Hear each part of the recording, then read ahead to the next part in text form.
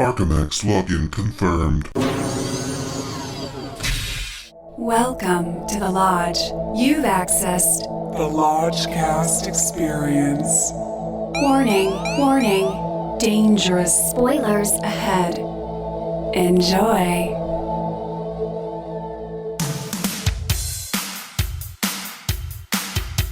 The Lodgecast is a little podcast where we watch weird movies, so you don't have to. The Lodgecast, baby. Lodgecast, gonna smoke this. Lodgecast, listen movie pass. Lodgecast. We're gonna watch some crap. Lodgecast. And then the Lodge Master chats. With Lucas and Bishki. Episode 114. No time to die. Hello and welcome to a top secret edition of the Lodgecast. I'm your Lodge Master. With me as always is Brother Bishki. Bond James Bond. We got Brother Lucas in the back. Always shaken, never stirred. And tonight on this secret mission, we have the Lodge Mistress herself, Millie. Ooh, here. Brother Bishki, do you want to talk about what's special about tonight's episode? Lots. There's no more time to die. No more. More Time to Die was a good meme poster when this movie was supposed to come out back in April of some year. Yeah, how many times has this been kicked back? It just keeps getting kicked. And we thought I was going to get kicked, but we're finally here. On the big screen. At the AMC Porter Ranch 6. Nine, rather. In Northern Valley. Yeah, where the fuck northern, deep San Fernando Valley. North of Calabasas. Beyond way north. Valley. Like the North Pole. This is a brand new theater. Very significant because the what famous piece of filmmaking is cinema a history? $25 million commercial that was shot here starring Nicole Kidman that plays before every AMC movie now. And I think this is a time that we give Lodge Mistress a shot at Here's your big shot. At nailing This is my only shot. what Nicole Kidman says. The phrase that pays. 3, 2, 1. Heartbreak feels good in a place like this. Heartbreak feels good in a place like this. Yes. There it is. It most certainly does. Yes. And we, not only is this the general theater where they shot that masterpiece, we are going to be in the same screening room, the same exact theater that she was in. In the Dolby. She's sitting in the back. I was like, I don't want to sit in the back. So she moves around a little bit. She does move around. She has a cup. She doesn't have a cup. Yeah. She has the whole theater to herself. She's watching a mishmash of Wonder Woman and La La Land. But we are going to watch her from the theater that she was in, which is going to be a real trip. If very you somehow Philip K. Dickian. If you somehow haven't seen this commercial, just YouTube AMC Nicole Kidman and you'll be there and you'll be square. Yeah. And if you go to an AMC, you're going to see it for at least the next year, not longer. They spent so much money on it. Yeah. Okay, so beyond that, we got Bond. James Bond. We need to talk about it. I know Lucas did a big retrospective. Big deep dive. Last year. I finished it last night, actually, with watching Skyfall and Spectre in preparation for tonight's screening. Yeah. So did you see every single one? I have now seen every single one. Jesus, dude. Yeah, it was thanks to the pandemic. 2020 shut everything down. There was a brief window where Amazon Prime had all of them, and then they lost the rights. So then I had to sign up for Netflix DVD 2 at a time. Oh, whoa! And then I literally signed back up for it just to get James Bond DVDs. And then when I got all the way caught up to Skyfall, I pushed it. I was like, I pulled the plug because I was like, I need to save the last two for when this next one comes out. Save the Last Dance. I can do a proper primer and what get a professional base of reference. Sweet boy we I have. had the Blu-rays. I could have given them to you. The Blu-rays. You had the Blu-rays the whole time. That's the twist. Seth gave me the Blu-rays. Wow. But anyway, final analysis on the whole Bond saga. Lucas. It's hit or miss. I know everyone has their favorites. I know I do, but I'm not gonna lie, it was rough going in the early installments with Connery, with rare exception. I love From Russia with Love. That's actually surprisingly great. But the Roger Moore ones are all pretty much like unwatchable, with the exception of The Spy Who Loved Me. And I think Timothy Dalton was given a short shift, because he kind of came in at a weird time. Yeah, real weird. In cinema, where everyone was making these clunky action movies and they were making like these clunky 80s action movies. And so Dalton got a bad rap, but I think Dalton could have been great had he been given a proper chance to like really develop the character as opposed to just giving himself like 2 movies and then done. And what say you of Pierce? Love Pierce. I think he's obviously like the best Bond, like hands down. Obviously. And he says obviously. I saw GoldenEye the last day of school in like 6th grade or whenever that came out. GoldenEye came at a very formative time for all my of friend us. John's older sister Allie drove us to the theater and we saw it together and it blew my mind. And to this day, it still holds up and I love it. And so, yeah, I'm a big fan of Daniel Craig too. Like the Casino Royale is a great high point as well. A little long for me, but these are all super long, super duper long. Does tonight's go past 3? 2 hours 40. Okay. Wow. Yeah. All right, we've done that. $300 million budget.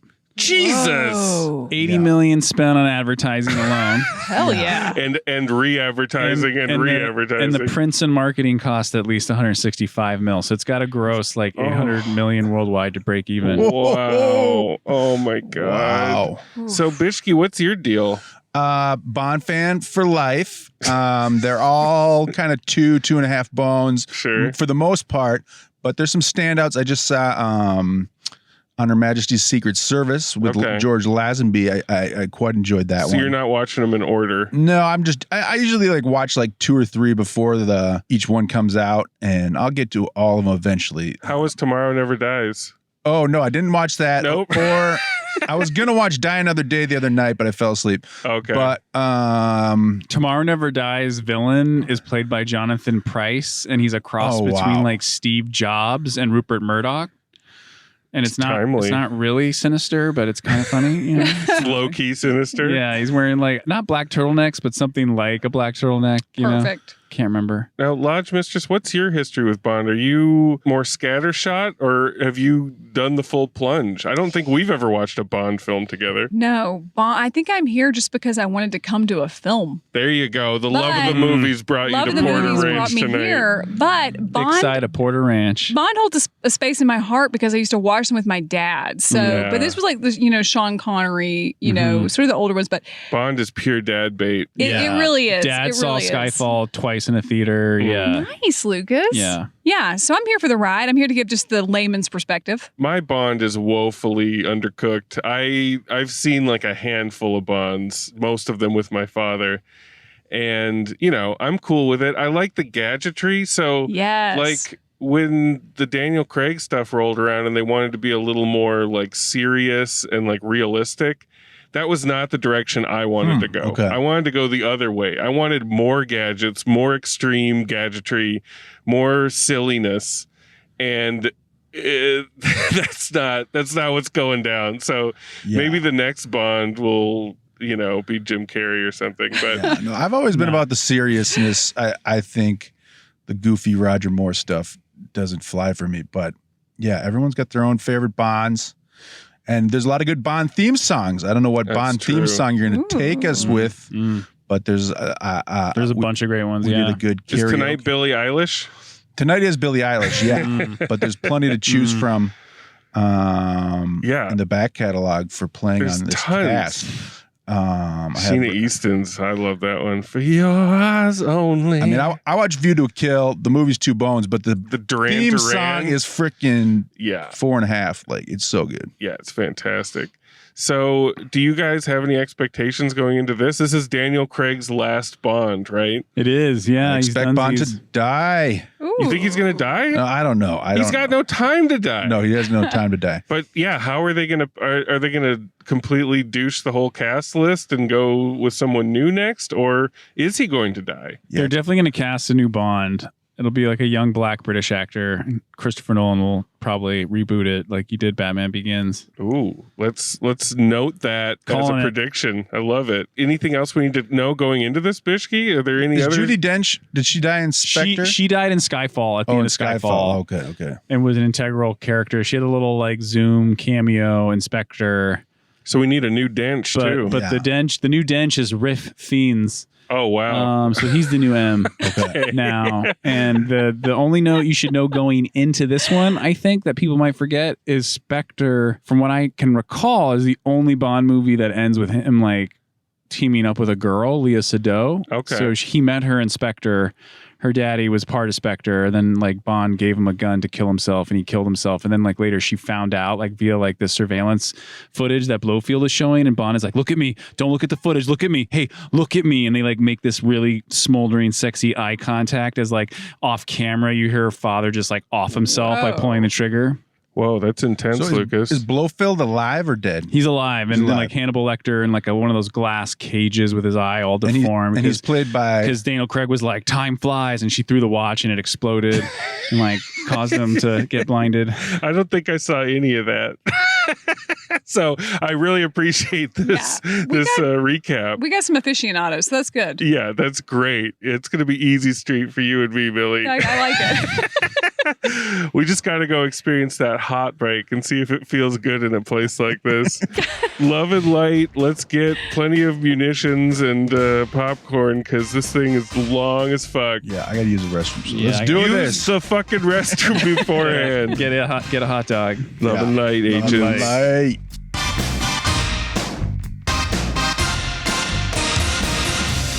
Meeting you with a view to a kill, face to face in secret places, feel the chill.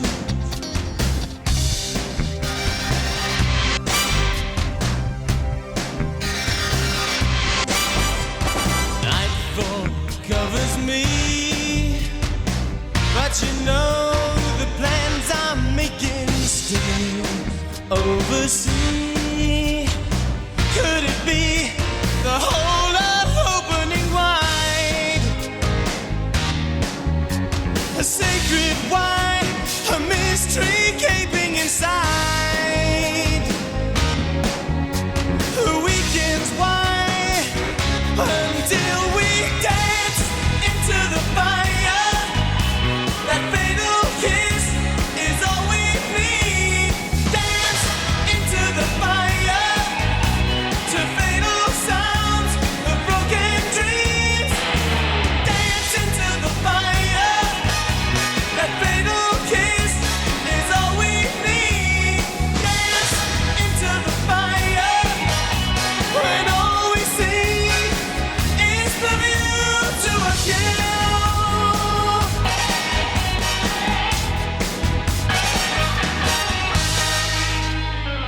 Da-da-da-da-da-da. We're back in Porter Ranch. It is cold as fuck out here in LA.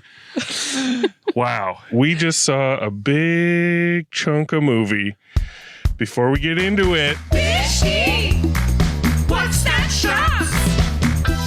From the Rotten Tomatoes, in No Time to Die, Bond has left active service and is enjoying a tranquil life in Jamaica. His piece is short-lived when his old friend Felix Leiter from the CIA turns up asking for help. The mission to rescue a kidnapped scientist turns out to be far more treacherous than expected. Yeah, it does. Leading Bond onto the trail of a mysterious villain armed with dangerous new technology, period. Nice. Yeah. It's pretty succinct there. Yeah. All right. So, Porter Ranch, what do you guys think of this brand new theater? Overwhelming. I never really thought I'd say this, but I miss Burbank. I miss the Hollywood Steps. Wow. Burbank 14. I mean, it is brand new in there. The sound feels calibrated and new and crisp. First of all, it's designed like a weird hotel casino Yes. or something. And the concessionaires, like, it might have been their first night on the job, but they were all slammed. I ordered a hot dog, and then they were like, "It'll be a couple minutes," and I was like, "All right, I got a couple minutes." So I go over to the soda fountain, and as I'm like getting soda, someone taps me on the shoulder, and I turn. It's some random person that's like stuffing a hot dog in my hand. They're like, take this, it's yours. And I'm like, oh, thank you. Wow. You're our only hope. You bring it to the soda area. Like, didn't know that. Thanks. Was it a concession person or a random person? No, it was a concession person. But then what was weird is once your hands are full, you shuffle over to the ticket checker, and then you got to put your shit down on a table. They take out your ID and your ticket. And I'm like, what's going on here? That should have already happened somewhere along the line. Yeah. But we did walk the path that Kidman walked. That was cool. We walked out in front where she takes down her elfin hood. The laser lit hallway with all the numbers, like a projector. It was sacred. And when they played that little ad before the movie, I could hear a little tittering in the audience. Like, that's us. That's where we are. Do you think how many people think? Maybe like 3. I don't know. But I don't think anyone knows about us, honestly. I heard a little shuffle, and pretty much right off the bat in the movie, Lucas and I turned to each other, and there was just this buzzsaw sound somewhere in the theater. And there's gadgetry galore in this movie, but this didn't sound like any gadget that Bond would use. This sounded biological, and it was somebody snoring. Sawn log, man. Right like back and forth. Immediately. Like within 3 minutes, like less than 3 minutes, those seats put him to sleep. It's those seats, man. It's that full recline, that 0G. I enjoyed the theater. The seats were nice. Yeah. So what about the movie? This movie was a lot of movie. And it was. Right off the bat, I mean, action fucking packed, Yeah. I mean, classic Bond. Classic. Pretty well directed. Cinematography's been getting a lot better in the recent Bonds. It looked great. Great. I disagree. Oh, I think the cold opening was not very Bond-like. And I was like, what are we doing? What wasn't Bond-like about it? It's a car chase through Italy. There's kind of the cold open. No, I'm talking about the cold open. The horror movie cold open. That was like open where a little girl witnesses her mom get murdered. And then we witness a little girl start to get murdered, ? Oh my God. You're talking about the Frozen cold open. Yeah. And I'm thinking, what Bond movie have I seen in the last 24 installments that opens with a cold-blooded murder of a child like this? Let me think. I'm going to think. But the child didn't die. 0. I'm going to say 0. Yeah. No, there was no time for that child to die. The open was maybe a little too long by the time the credits came. The credits come 25 minutes into it. Yeah. But the action set piece that followed the Frozen cold open, I thought was great. I mean, it's pretty standard Bond, but he's got the Gatling gun coming out of the headlights. It doesn't really rank up there with Skyfall or Casino Royale. You're the expert. Yeah, no, I know I am. I'm telling you. This did not land with me on any level. Well, as a casual Bond toe dipper, I cheered aloud when he did donuts and took everybody out when he was in the town square. But we've seen it all before, obviously. It's just, it's like the Taco Bell menu. They have the same 5 ingredients that they just mix around and cook differently. But handsomely mounted production for sure. Yeah. Money on the screen. Yeah. Money was on. That looks like a $300 million motion picture right there. Yeah. Daniel Craig, soulful as ever. Got those soulful blue eyes cooking. That shovel face you could dig a grave with.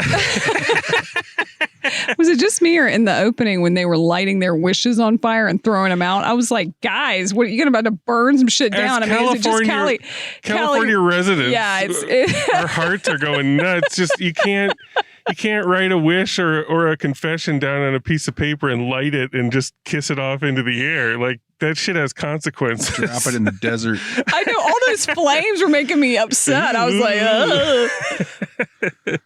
So basically, the plot has to do with these nanobots that can target people's specific DNA and kill them if they even touch people. So, you put them in a perfume, you scratch somebody and get it into their blood, and then it's with them forever. That's kind of the main MacGuffin of the whole thing.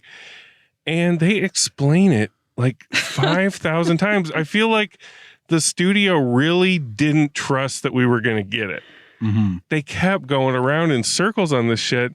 And after, a slam bang first 40 where we go to Cuba and we meet Ana de Armas for a extended action sequence, there's like no action for like 40 minutes after that. I'm not going to lie. My eyes were drooping. There's a lot of dialogue. Oh my God. And I was kind of in and out because there was no like gunshot to wake me up. So I was kind of like, exactly. So I was kind of in and out for like a lot of the Blofeld stuff, the Christoph Waltz stuff. Yeah, I was just like, oh my God, guys, did this even need to be in this? When they wheel Christoph Waltz out, like Hannibal Lecter, and then they had this long dialogue sequence that I was like really in and out of that. Like point. It was supposed to, I get that it was supposed to be operatic and that it ends with a crescendo, but it seems like this movie could have lost a good 45 to 50 minutes and been a nice crackerjack action movie. But that's never what Bond's about. Bond is about bloat. And it's about in the latest incarnation, usually like the best ones are like a little over 2. Right, but this is 2:40, and it feels like 2:40. It feels like 3:20. An hour and 40. I looked at my watch and was like, "Oh my God, there's another hour left, and nothing's really happening." And they keep saying cold open in Cuba, like nothing is happening. And they keep saying things like, "We got all the time in the world." I'm like, "Do we? Do we? We're really feeling that time right now." Yeah. But I thought the Cuba stuff was great. Ana de Armas, you can see that they're like setting her up for future Bond shit. And she's obviously going to be, or already is, a superstar. Yeah, she was having fun. But yeah, after that, you're just in this exposition station forever.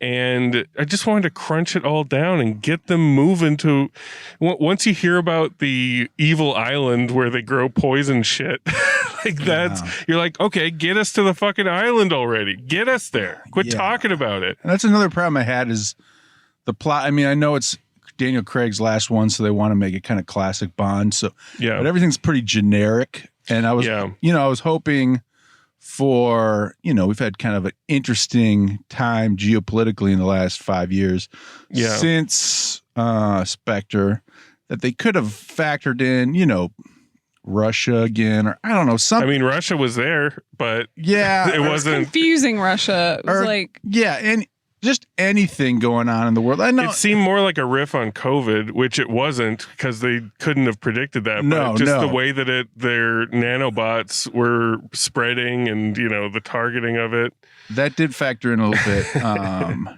I just thought, and going, kind of going to the island and everything, it was just a little generic. It's like Commando or something. It's just very generic. But what do we think about Rami Malek as the bad guy? How old was he supposed to be when he killed the mom?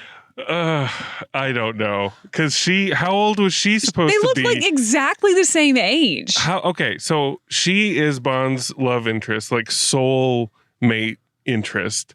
How old is she supposed to be in this? 30, man. 30? You think 30? Okay, so how old is Bond supposed to be? 55? He looks like a hard 50 to me. Yeah. With a rockin' bod, but still, like, shovel face confirmed.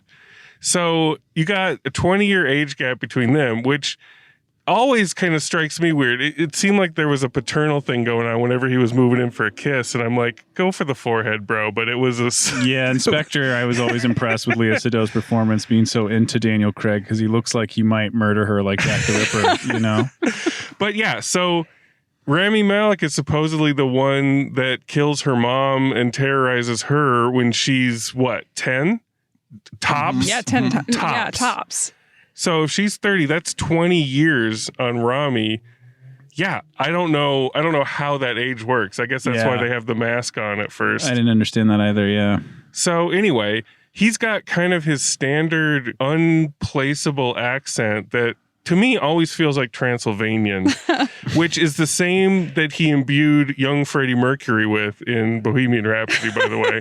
I'm always getting a slight vampirish quality from his strange accent work. Yeah, he's better here because he's creepier here than the little things. His skin is creepier. I don't think Rami Malek's creepier. I mean, they gave him like acne pock marks or something. Like, He had like Robert Davi face. He's like supposed to be half poisoned by this nanobot agent thing. I still think he should be a comedian. Larry Crown convinced me he should be in comedy. Absolutely. Yes. Absolutely. I don't know what all this quote unquote prestige work is from him. Like, let's get back to the Crown Zone. He was in Larry Crown? Oh, yeah. Yes, he was. He was a student. My favorite part of it. I blocked a lot of the movie out. I think I've seen it. Was I awake for that one? I don't know, but you should have been. So, okay. So, no, but Rami Malek's a lightweight. I think, honestly, I haven't seen Mr. Robot, the TV series, but I guess that's his claim to fame. He is good That's at what that. set him up for life and the Oscar for Bohemian Rhapsody cinched it or whatever. But like, really, like, he just looks like he's just bug-eyed. Like, he just looks unnervy. Like just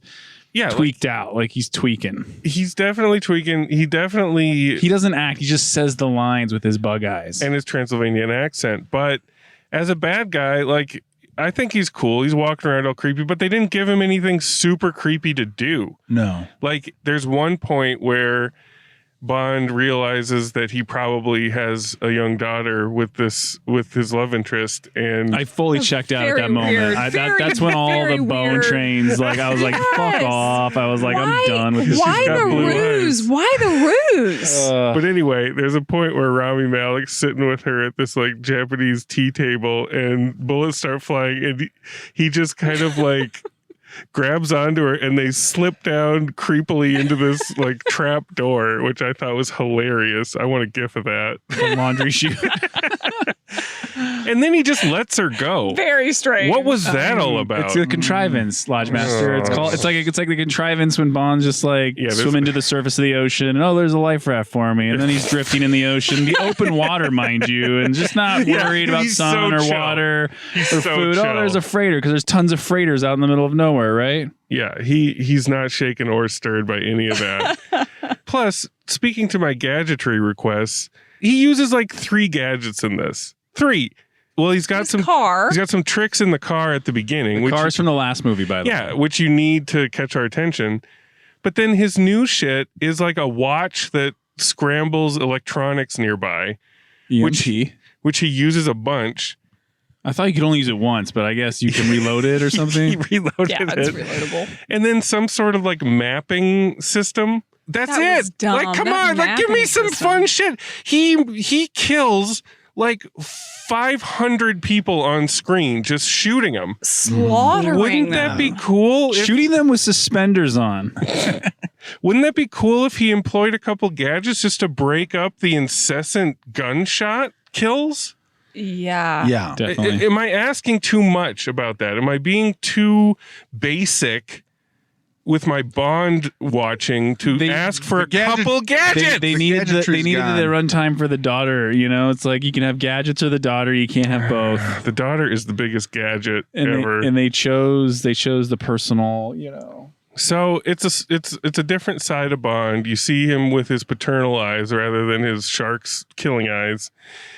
And what do we think of? Like, you guys don't like that. You guys don't like that he had a daughter making him soft. I was just so fucking bored, and when you introduce a Moppet, you know, it feels a French Moppet, no less. It feels like a 5th sequel. Like, it definitely does feel like the 5th Bond movie with Daniel Craig. If there's a 5-year-old on screen, yeah, it's a French Moppet. Wow, good point. Yeah, but no, he's weeping and he feels checked out of being Bond. He's done. He really wants out of it, and Bond and like the whole series in general feels like we're winding down. Bond's a relic of the Cold War. Like, he retired in Skyfall, but he only came back because Javier Bardem tried to kill Judi Dench, and he was like, "Well, no one's gonna kill my boss except me," you know. And so that he came out to like save her, investigate it, and then here we are.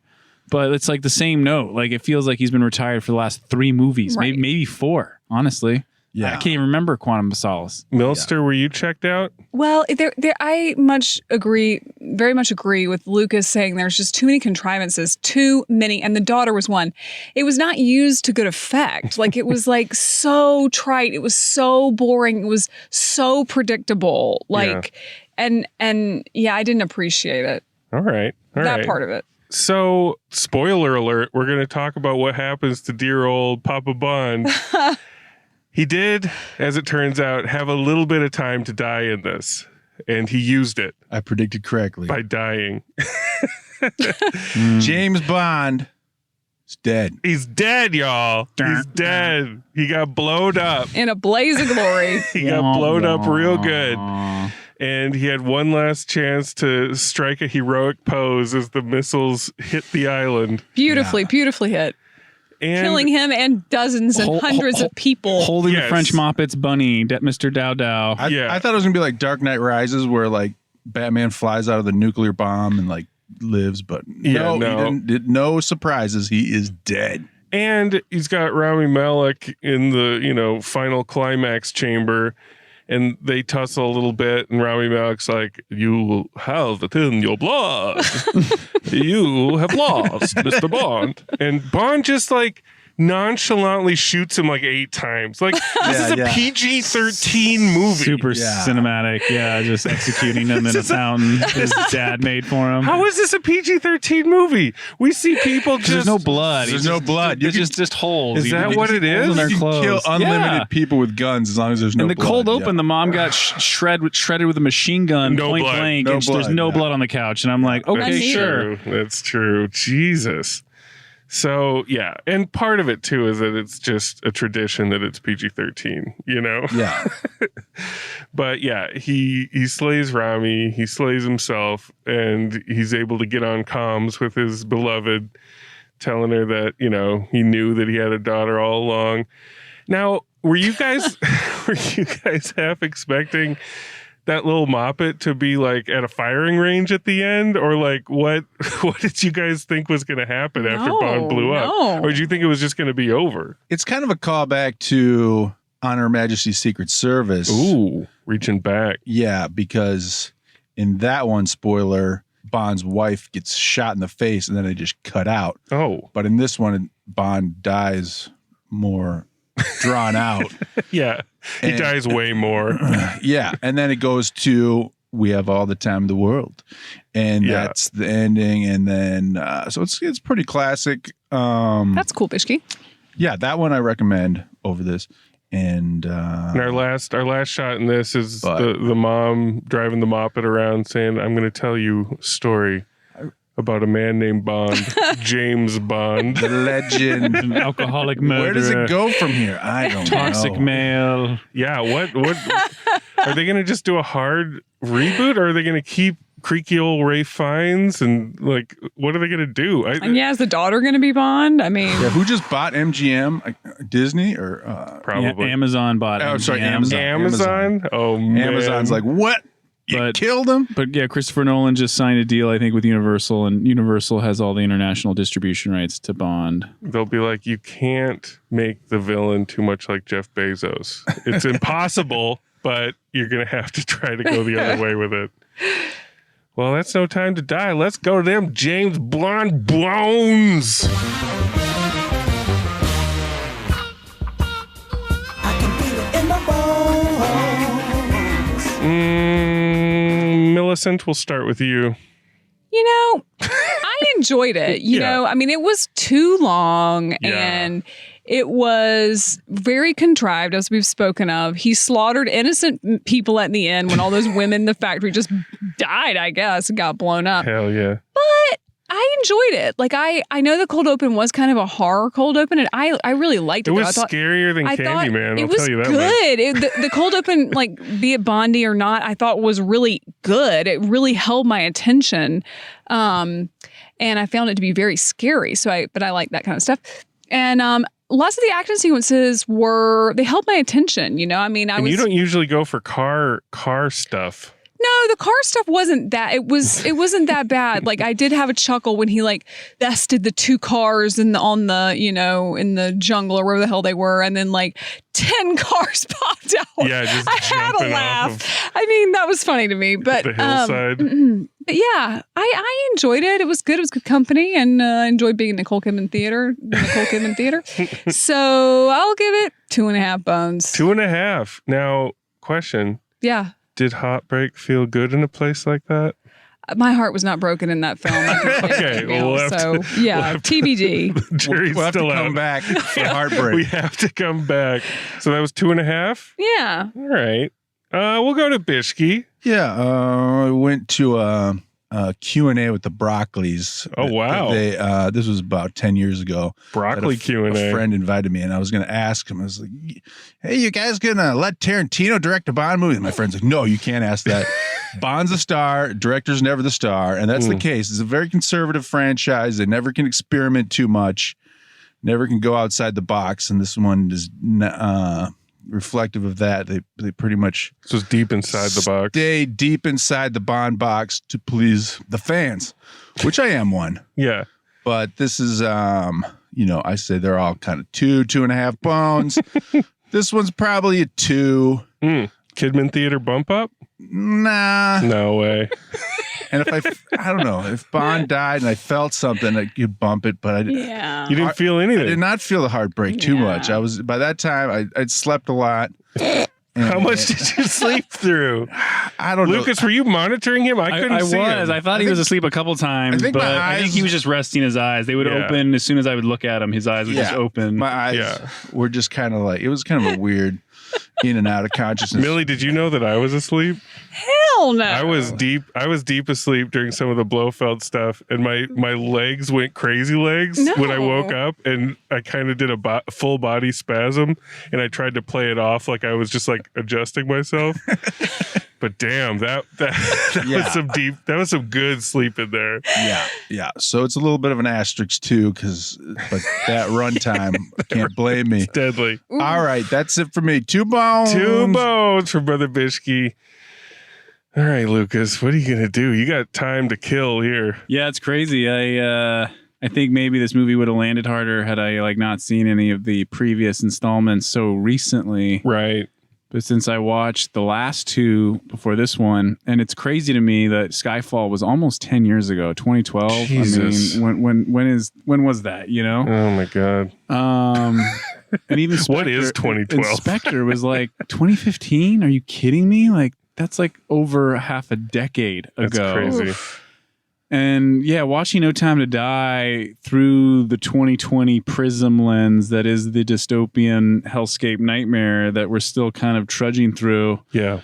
Or out of with this pandemic and the Delta variant and everything. It's like, God, Bond is such a time capsule, like he's not making the money that Venom is making. Venom. The franchise kind of lost a little bit with the last one, Spectre, because everyone's chasing that Marvel Cinematic Universe. And it's like, oh, we got to tie all the movies together. So Spectre, right? Christoph Waltz was the one responsible for Javier Bardem, and he was responsible for Mads Mikkelsen in Casino Royale and all the, and like the French guy from Quantum of Solace, Matthew Armorak. And it's like, they're trying to connect all the dots, right? Like the Avengers. Really are. And and do they need to? Of course not. No, of course not. That's my point. My point is, when the Bond film is just kind of this standalone feature that has the gadgets and the set pieces and the one-liners and the punchlines and the buttons and all of that, it lands so much harder than when it's like, oh, he's still upset about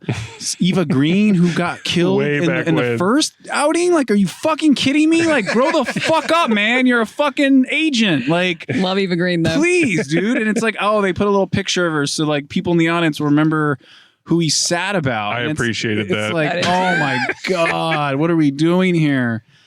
So I wasn't not on board from that cold horror film opening onward. Onward. And the little Italian, car chase, dirt bike chase doesn't really come close to anything I've seen before. I mean, even Spectre, he was like in a helicopter for that opening set piece as opposed to just driving donuts in a circle with a Gatling gun I've seen since Predator in 1987. Hey-o. They didn't have cars in Predator. And yeah, Rami Malek, he's a good actor for that role, but he has nothing to do except act creepy, which he does, especially when he's like toying with the child and playing with her hair. And I just was like, I want to flip the screen off and just be like, fuck all y'all. How many bones are you gonna flip? 6 credited writers on this shit. I give it 1 bone. One bone from the hothead for Lea Seydoux' just ethereal beauty. Like somehow she's gotten more beautiful in the last 5 years, and I just don't know how that's possible. That writer credit page was ugly. There was a lot. Daniel Craig was credited as a writer. There's a lot of names. I enjoyed it. I enjoyed the frozen cold open with the horror mask. That was probably my favorite part. And it was the least Bond part. So that says something about my Bond love or my Bond to Bond.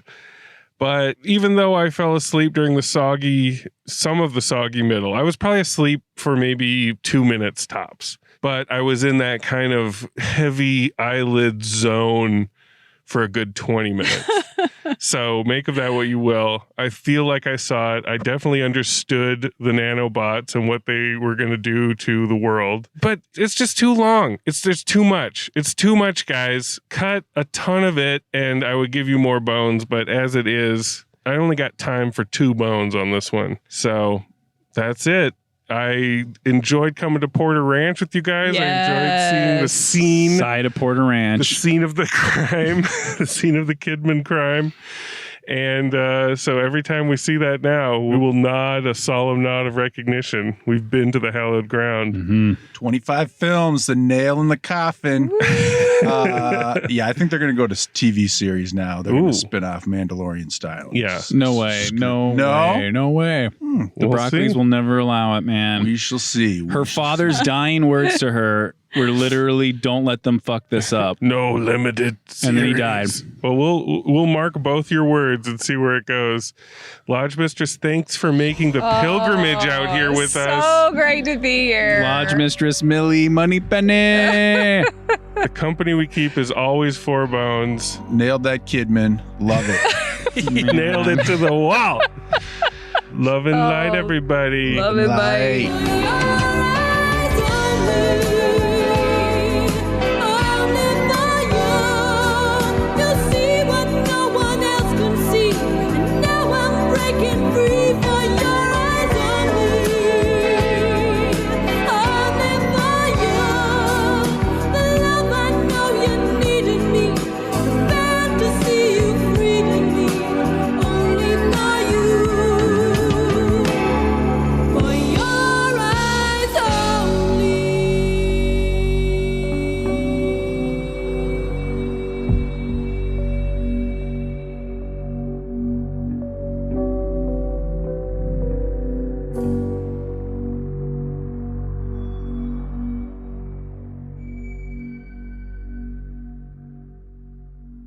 Heartbreak feels good in a place like this.